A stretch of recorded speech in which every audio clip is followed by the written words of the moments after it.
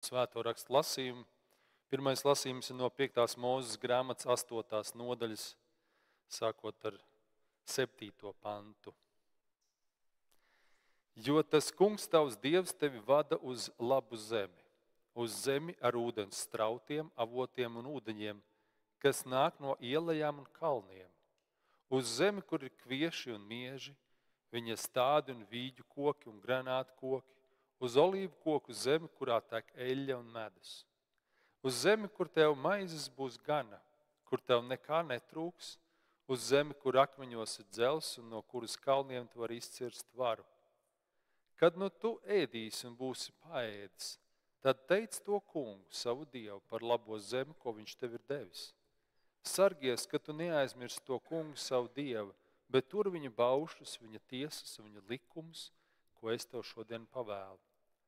Lai tad, kad tu būsi ēdis un paēdis, sev uzcēlis labus namus un tur dzīvosi, kad tavi vērši un tavi sīklo būs savairojušies un tavs sudrabs un tavs zelts sāks pie tevis krāties, un viss, kas tev vien pieder, būs vairojies, tad lai tava sirds nelepojas un tu neaizmirsti to kungu, savu dievu, kas tevi izveds no Eģiptes zemes, no verdzības nama, kas tevi ir vadījis plašā un briesmīgā tuksnesī, kur bija dzēlījuši čūskas un skorpioni un izkaltušas vietas bez ūdens, kurās mocīja slāpes, kas tad priekš tevis lika izplūst ūdenim no cietās klints, kas ēdināja tevi tuksnesī ar mannu, ko tavi tēvi nebija pazinuši, lai viņš tevi pazemot un tevi pārbaudītu, lai tev tavās tālākās dienās darītu labu. Tad nesaka viss savā sirdī, mans spēks un man roku stiprums ir man šo bagātību devis, bet piemini to kungu, savu dievu, ka viņš ir tas, kas dod tev spēku iemantot bagātību, lai apstiprinātu savu derību, ko viņš ar zvērstu bija apsolījis taviem tēviem, kā tas šodien ir. Tā kunga vārds. Pateicība Dievam. Otrais lasījums no Pāvila 1. vēstules Timotejam 6. nodaļas sākot ar 6. pantu. Patiesi lielu ieguvumu dod dievbijība ar pieticību, jo mēs nenieka neesam pasaulē ienesuši, tāpēc arī nenieka nevaram iznest. Bet, kad mums ir barība un apģērbs, tad ar to mēs pietiksim. Bet kas grib tapt bagāts, krīt kārdinājumā un valgā un daudzās bezprātīgās un kaitīgās iegribās, kas gāž cilvēkus postā un pazušanā. Jo visa ļaunuma sakne ir mantas kārība. Dažs labs tiekdamies pēc tās ir nomaldījies no ticības un pats sev nodarījis daudz sāpju. Bet tu, Dieva cilvēks, beidz no šīm lietām. Dzenies pēc taisnības, dievbijības, ticības, mīlestības, pacietības, lēnprātības. Cīnies labo ticības cīņu, satver mūžīgo dzīvību, uz ko tu esi aicināts, pats apliecinādams labo liecību daudzu liecinieku priekšā. Tā kunga vārds. Pateicība Dievam. Mēs dziedāsim otru. Lasījums no mūsu kunga Jēzus Kristus evaņģēlija, ko uzrakstījis svētais Jānis 4. nodaļā. Pa to starpu mācekļi lūdza viņu sacīdami, rabi ēdi, bet viņš tiem teica, man ir ēdiens, ko ēst, kuru jūs nezināt. Tad mācekļi citam sacīja, nebūs taču kāds viņam atnesis ēst. Jēzus tiem sacīja, mans ēdiens ir darīt tā gribu, kas man ir sūtījis, un piepildīt viņa darbu. Vai jūs nesakāt, vēl 4 mēneši un apļaujamais laiks? Redziet, es jums saku, paceliet savas acis un skatiet druvas, kas jau ir baltas pļaujai. Jau pļāvējs saņem algu un vāc augļus mūžīgai dzīvībai, lai kopā priecātos abi, sējējs un pļāvējs. Jo te patiesi ir teiciens, ka cits ir, kas sēj un cits ir, kas pļauj. Es jūs sūtīju pļaut, kur jūs neesat pūlējušies. Citi ir strādājuši, bet jūs esat ienākuši viņu darbā. Bet daudzi samarieši no šīs pilsētas sāka viņam ticēt tās sievietes vārdu dēļ, kura liecināja, viņš man ir pateicis visu, ko esmu darījusi. Kad nu samarieši nāca lūgdami viņu palikt pie tiem, tad viņš palika tur 2 dienas. Un daudz vairāk ļaužu kļuva ticīgi viņa vārdu dēļ, bet sievietei tie sacīja: mēs ticam vairs ne tavas runāšanas dēļ, jo paši esam dzirdējuši un zinām, ka patiešām viņš ir pasaules pestītājs. Tā kunga evaņģēlijs. Slava tev, Kristu! Slavējam tev tiešām, Kristu, ka tu esi mums teicis šos vārdus, ka tie var mūs pacelt, tie var mūs iepriecināt un darīt mūsu sirdis bagātus. Mēs lūdzam svētī šo tavu vārdu dzirdēto ar tavu svēto garu tavā patiesībā, jo tavi vārdi ir patiesība. Amen. Lūdzu, sēdiet.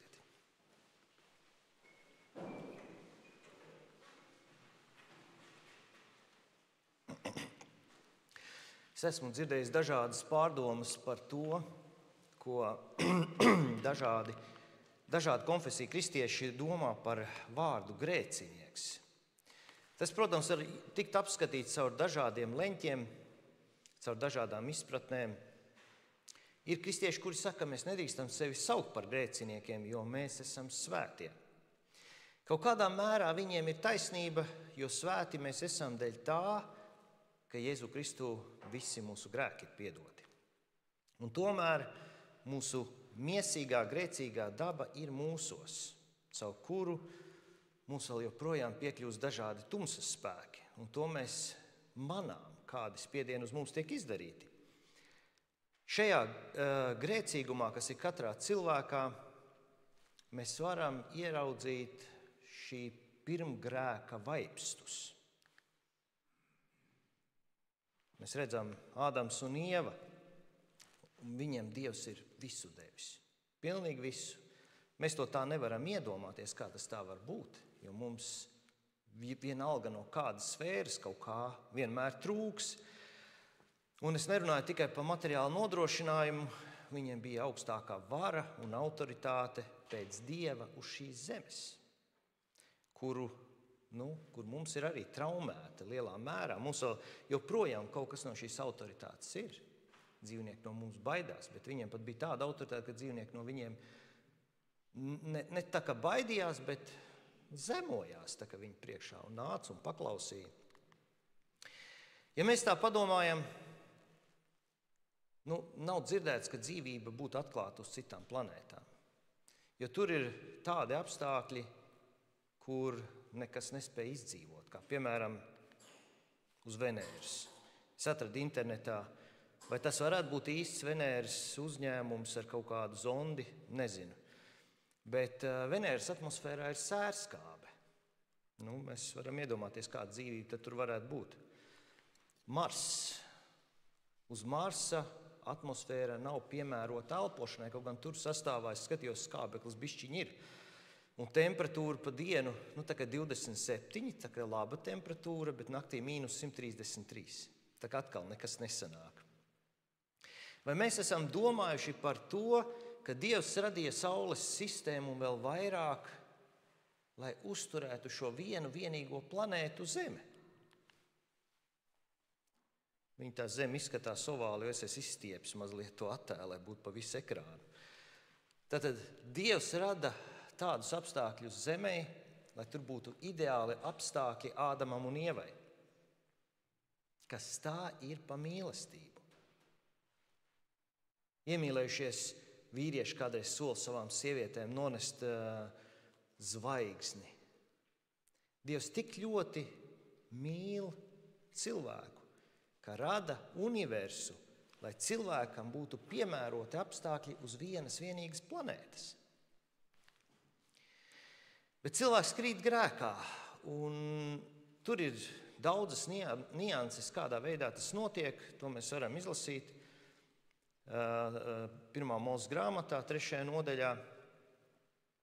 Un viņš nekrīt grēkā tādēļ, ka viņam kaut kā trūktu. Viņš nekrīt grēkā tādēļ, ka kāds viņu spīdzina un saka, krīti grēkā. Bet cilvēks krīt grēkā, lai iegūtu kaut kādu līdzekli, tā, lai būtu Dieva statusā, lai šis līdzeklis palīdzētu viņam nonākt Dieva statusā, ja būt kā Dievam, būt līdzvērtīgam Dievam varā un autoritātē. Un nevis jautājot un prasot to Dievam, bet mēģinot apiet Dievu. Nu, uz to čūska kārdināja cilvēks, uz ko viņi arī iekrita. Un ir interesanti, ka Jēzus runā par šo principu, ka tos, kas paši pazemojās, Dievs paaugstina. Es domāju, ka tas ir diezgan lielā mērā saistīts ar šo kārdinājumu un grēkā krišanu. Un kuri paaugstinās, paši Dievs pazemo. Tāpēc, ka tas atkal ved tajās pašās problēmās, kur bija Ādams ar Ievu. Tad mēs saprotam, cik ļoti bīstama ir paaugstināšanās un lepnība. Un šis Ādama grēks, tas dzīvo mūsos vēl šodien. Dievs nežēlo cilvēkam savu autoritāti, lai cik tas nebūtu tā interesanti, ko Ādams tik ļoti vēlējās. Tos, kuri pazemoja zem Kristus, Jēzus Kristus dod savu autoritāti cilvēkiem. Cilvēks stājas pretīm visiem ļauniem spēkiem, tāpat kā Kristus to darīja. Jēzus saka, ka mums nevajag, lai viņš par mums aizlūgtu, mēs paši varam iet patiešo pie tēva, jo viņš mūs mīl. Jēzus saka, manā vārdā jūs darīsiet, kas tic man, tas darīs tos darbus, ko es daru, un vēl lielākus par tiem darīs. Mēs esam darīti par Dieva mantiniekiem un Kristus līdzmantiniekiem. Es nezinu, vai mēs to pat varam uztvert un saprast, ko tas nozīmē. Dievs mums ir pacēlis līdzvērtīgi savam dēlam, tātad pašam sev. Dievam nav žēl, ka mēs esam kā viņš. Īstenībā jau viņš jau mūs ir radījis kā sevi. Mēs nesam viņa tēlu un līdzību sevī. Dievs dalās ar mums ar savu autoritāti. Jēzus dod savu autoritāti un sūta kalpot. Šī grēkā krišanas moments, kā Sātans ar kārdinājumu ievirza Ādamu un Ievu, ir, kad cilvēks grib šo Dieva autoritāti nostājoties pret Dievu. Kad cilvēks var būt Dievs pats par sevi vai pat cīnīties un karot ar Dievu, kā to vēlni dara. Un tā ir tā dziļākā grēka daba, jo Sātans tas arī to nozīmē. Kāds, kas stāv pretim, ja pretinieks. Un grēkā kritušais cilvēks bez Jēzus nonāk šajā kategorijā. Šajā viltīgā veidā Sātans panāk, ka viņš kļūst par Dievu cilvēkiem. Ļoti, ļoti viltīgs plāns, kur cilvēki arī daļēji saprata un nožēloja savu grēku. Kādu varbūt nenožēloja, bet šī grēka rezultātā grēks saug, var teikt, kopā ar cilvēka DNS, ja tā var izteikties, jo šis grēks pārdzīms no paudzes uz paudzi un nevar vairs cilvēks pats šo savu rasi iztīrīt no grēka. Nav iespējams. Bet to izdara Jēzus Kristus. Viņš šķīsta mūs no šī grēka ar savām asinīm. Viņa dēļ Dievs atkal atjauno svētumu mūsos un savu autoritāti. Tā ir glābšana Jēzu Kristu. Kādēļ es tādu garu ievadu saku ražas svētkos? Starp citu, sveicu jūs ražas svētkos. Es vēlos parādīt to, ka īstenībā mēs esam pieraduši arī pie nenormālām lietām, pat būdami kristieši. Šis Ādama un Ievas grēks ir mūsos līdz kaulam, un tas grib izpausties. Un bieži mēs to nejūtam. Un ja mēs mēģinātu rosināt pārdomas par šādu apgalvojumu, piemēram, jebkāda raža ir Dieva dāvana. Jebkāda raža ir Dieva dāvana. Mēs kaut kādā mērā esam pieraduši pie kaut kāda sava dzīves līmeņa. Es atceros laikus, kad es mācījos Lutera akadēmijā, biju kaut kādā, man liekas, vai nu pirmā kursa beigās vai otrā sākumā. Atbraucu no Rīgas uz Talsiem, kur es dzīvoju ar saviem vecākiem. Man naudas nebija, vecākiem nebija, pat nebija nākamā nedēļā, ko ēst. Un es vairs nevarēju tikt uz Rīgu atpakaļ, jo man pat nebija nauda biļetei. No vienas puses es pieņēmu arī šo stāvokli kā normālu, jo es pie tā biju pieredzis, ka ik pa laikam tā ir. Bet vienā brīdī man bija Rīgā sakrājies parāds par dzīvokli un nebija arī naudas no kā pārtikt. Un tad es izdomāju, nav jau izvēles. Ir jāņem akadēmiskais gads, jāpārceļās atpakaļ uz Talsiem un kaut kā jāmēģina sakrāt naudu un atdot šo parādu par dzīvokli un jāizbeidz mācības. Un tad vienā brīdī Svētais Gars deva tādu atziņu. Vienkārši ienāca tingš doma galvā, bet kas īstenībā man ir aicinājis uz šo akadēmiju šeit mācīties? Jo tur atkal cita liecība, kā es nonācu līdz atziņai iet mācīties par mācītāju. Protams, ka skaidrs, ka tas ir Dievs. Un tad sekoja nākamā atziņa. Bet ja Dievs man ir aicinājis, tad jau Dievam ir arī kaut kāds plāns, kā mani nodrošināt, lai es tur varu pabeigt tās studijas. Bet protams, ka var. Un problēma bija vien tajā, ka es nedomāju un neiedziļinājos un negāju pie sava Dieva ar lūgšanām, bet cīnījos pats ar saviem spēkiem, ar savu trūkumu. Gribēju pats ar saviem spēkiem izdzīvot. Un tad, kad tā atziņa nāca, tad, kad es palūdzu, tad, kad es atdevu to Dievam, sāk notikt interesantas lietas, visādas brīnumainas. Pat mani nezinot un man neprasot, man vienkārši iedeva kaut kāds aploksnis, kur bija iekšā nauda. Nezināmi cilvēki, par kuriem es vēl joprojām nezinu. Es atradu darbu, es sāku kalpot kā evaņģēlists. Viss finanses sakārtojās tā, ka es mierīgi varēju mācīties, kalpot un par finansēm nedomāt.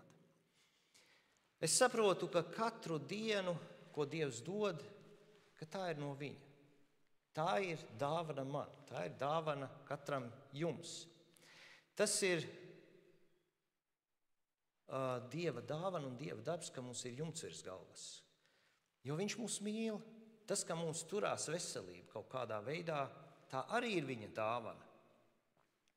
Un mēs Kristu, Ādama un Ievas grēkā domādami, ka esam kaut kur izsitušies, ka esam kaut ko nopelnījuši, ka mēs esam kaut ko ar savu prātu, ar savu izveicību, ar savām paziņām, ar savu dišciltību, ar savu spēku vai centieniem kaut ko sasnieguši.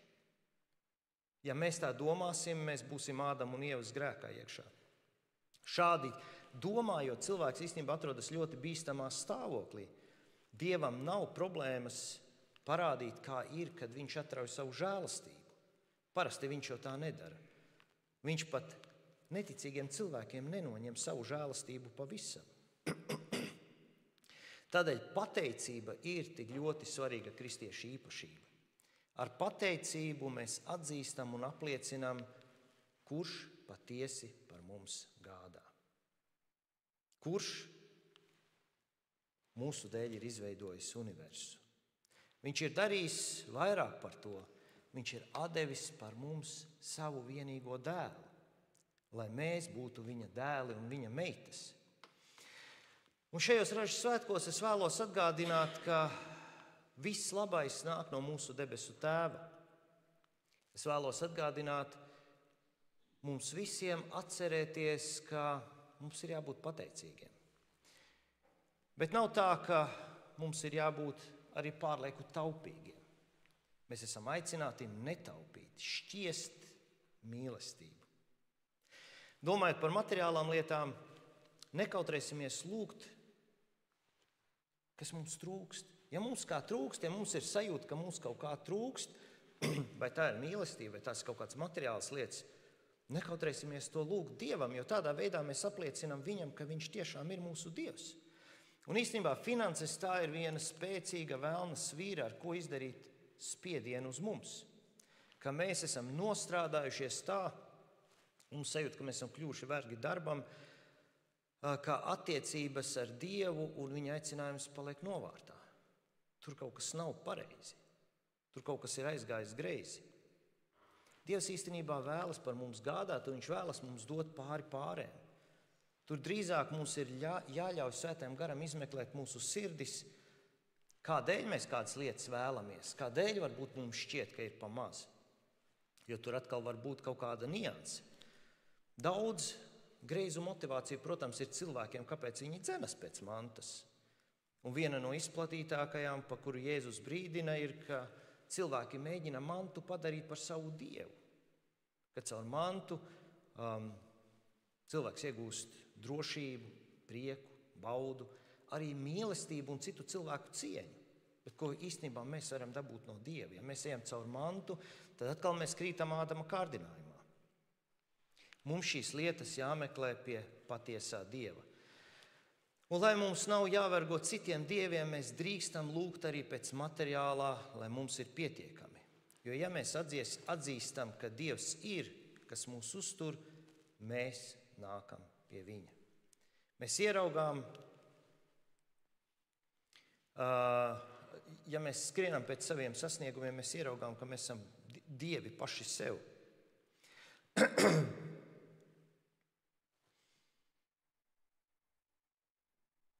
Un tie kristieši, kas bieži vien netic, ka Dievs par viņiem gādā, viņi strādā, kamēr viņi krīt. Un es nesaku, ka nav jāstrādā, bet tas, ko es vēlos pateikt, ir jāmeklē šī atziņa un jāmeklē, lai Dievs atdara acis, ka mēs ieraugam, ka viņš par mums gādā. Tad fokus ir uz viņu, tad ir fokus uz lūgšanām, arī par finansēm. Un ir arī pateicība, un mēs ieraugām mūsu lūgšanas, ka tās tiek uzklausītas. Te vēl varētu runāt par ļoti daudzām dažādām niansēm un daudzām lietām. Varbūt es ļoti īsi vēl vienu pieminēšu. Ziedošana. Ka ziedošana īstenībā ir apliecība tam, ka es ticu, atzīstu un pateicos, ka Dievs man dod.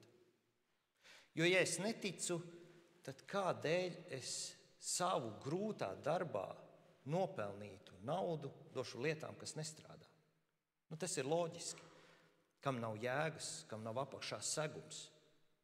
Varbūt ir cilvēki vienkārši ziedo dažādu motivācijas dēļ, kā piemēram, lai uzturētu baznīcu, vai tā ir kaut kāda, ieejas biļete baznīcā, kas varbūt līdz galam nav slikta motivācija, bet dievkalpojums vai kāda cita kazuāla darbība nedrīkst palikt par pakalpojumu. Tur jābūt tieši tā motivācija, ka mēs saprotam, ka visas lietas nāk no Dieva, un ar to mēs parādām Dievam, ka mēs ticam un esam pateicīgi. Ziedošana notiek caur ticību, ka ražu dod Dievs. Un pateicībā es pienesu un apliecinu, ka viņš ir manai ražai autors, ka viņš mani uztur. Viņš man dod dzīvību un dzīvības pārpilnību un visās lietās, ne tikai materiālajās. Interesanti, vai ne? Lai Dievs mūs visus bagātīgi svētī ar atziņu par viņa mīlestību un gādību, ka viņš to mums dod. Lai Dievs mūs svētī ar pateicības pārplūstošām sirdīm, ka mēs atzīstam, ka viņš ir kungs.